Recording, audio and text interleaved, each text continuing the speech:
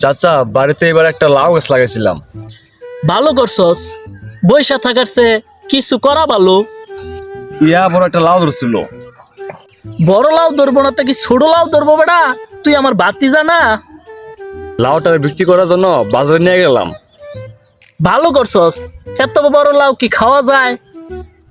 বাজারে একটা পুলিশে লাউ দাম জিজ্ঞেস করলো। পুলিশ হয়েছে দিয়ে কি হয়েছে, তারও তো খাওয়া লাগে, দাম তো জিগাইবই। আমি 50 টাকা চাইলাম। বড় লাউ 50 টাকা চাইবি না, তুই কি 10 টাকা চাইবি? পুলিশ বলল 10 টাকা দিবেন। পুলিশ তো ঠিকই করছে, একটা লাউ 50 টাকাতে কিনবো। পরে আমি বললাম বাপের জন্মে লাউ খাইছেন। ভালো করছস, তুই আমার ভাতিজা না? তুই কি পুলিশটা ডরাইয়া কথা কইবি? 50 টাকার লাউ হ্যাঁ 10 টাকা কইব, তুই ছাইরা দিবি? এরপর পুলিশে আমার দৌড়া দৌড়া থাপড়া দিল।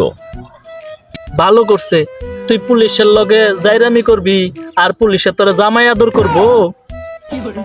তারপর পুলিশ আমারে দৌড়া থানায় লয়ে গেল। পুলিশ তো তোরে থানায় নিব, পুলিশে কি তোরে শ্বশুর বাড়ি নিব? তারপর বড় দাঁড়ানোর গাইছে আমাকে ছাইরা দিল। বড় দারোগা তো তোরে ছাইরাই দিব, দেখতে হইব না তুই কার ভাতিজা।